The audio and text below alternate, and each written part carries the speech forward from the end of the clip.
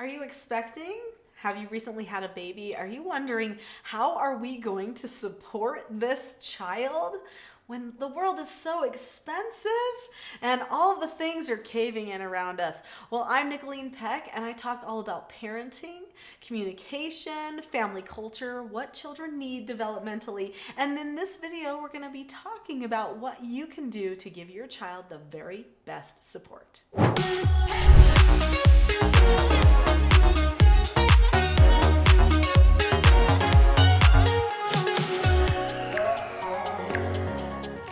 In this video, I'm going to be talking about a true story from my life and some of the key principles that I've held on to over the years as we've raised our family through thin and thick times.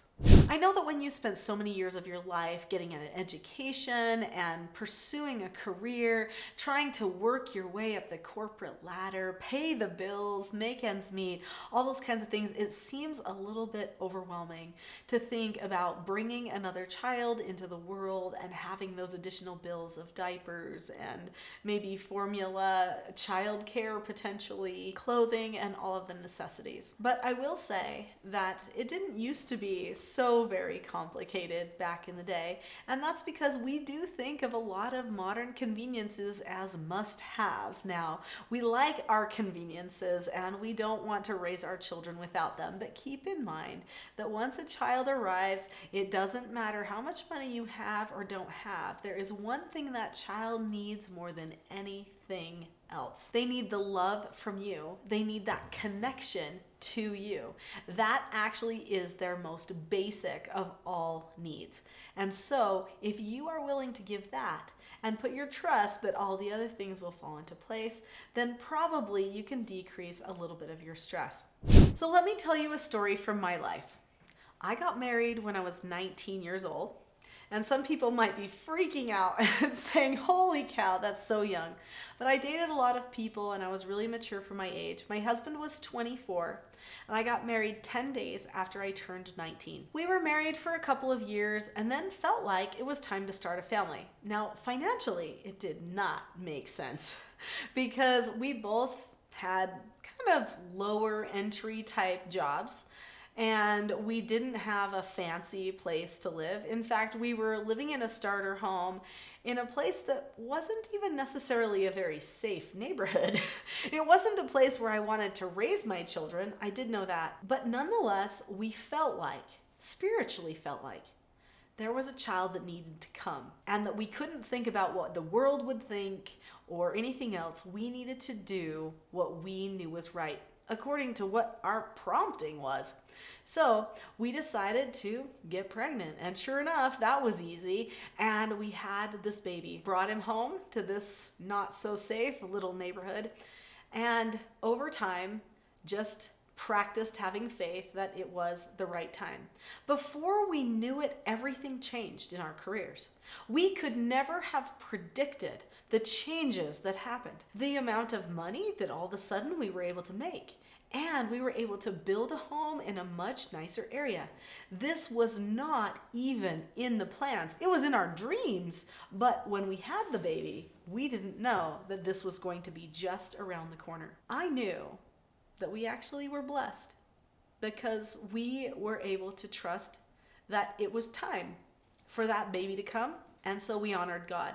I am a God-fearing person. I know not everybody is, and maybe they're looking at this video for tips and strategies for how to budget your money. And even though I could share some of those things because I've had my fair share of years with a really tight budget, I will say that knowing it's time to have a child is the most important part of having a child. And sometimes that time does not make logical sense with the finances or even with your education plans, all kinds of things. There's nothing that will change your life for the better more than starting your family and having a child.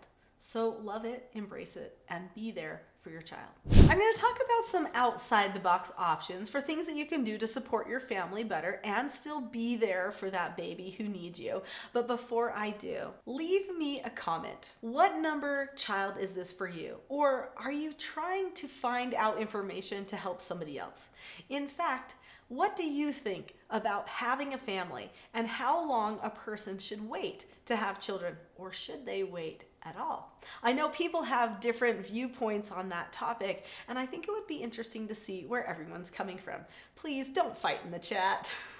No amount of money can trade for being present in the life of our child. No special toy or car that drives itself for the child or something like that is going to be more important than you there to laugh with, to cuddle with. So what can you do if you do feel like money is a concern and you want to be there for your child all at the same time? Well, nowadays it's easier than ever before.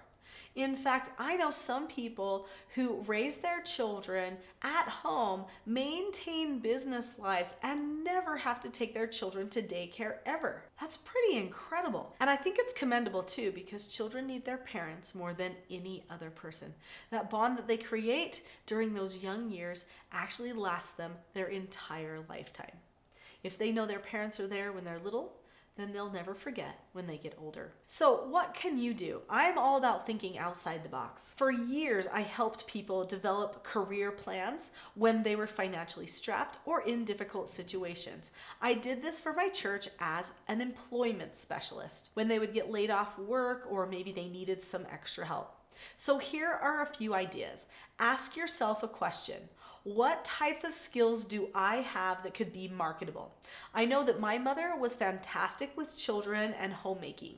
So you know what she did? She did daycare in her home for other people's children after school. She was with all of her young children all day long, and then after school she brought in other people. This doesn't mean she couldn't have gotten another job.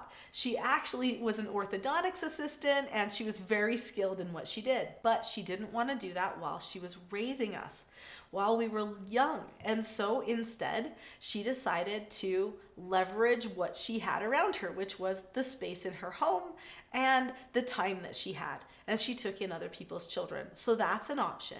There are some people who are very crafty and they can make things, sell them online, like on Etsy. You could start an online business. Many people write, and you can get paid to write for certain platforms if you're good at it. You can do freelance writing work or advertising work for people who need you to write the little blurbs on the outside of their packaging or their container. If you're clever, that could be just the field for you. So think of what you have as far as your gifts and talents and what you can market. Also, see if you can network to only work maybe certain days or certain hours if you need them. Times when your spouse will be there. I know there was a time when I decided to wait tables for just a couple of hours in the week. There was also a time when I decided that I was going to clean buildings because our family needed extra money. I started my own building cleaning business because we needed the money that bad. And so in the evenings when my husband could be with the children, then I would go out and clean buildings. This brought in exactly what we needed to stay afloat. So don't think that you have to go back to the same job you're at. In fact, don't be afraid to make a change. Have an entrepreneurial mindset.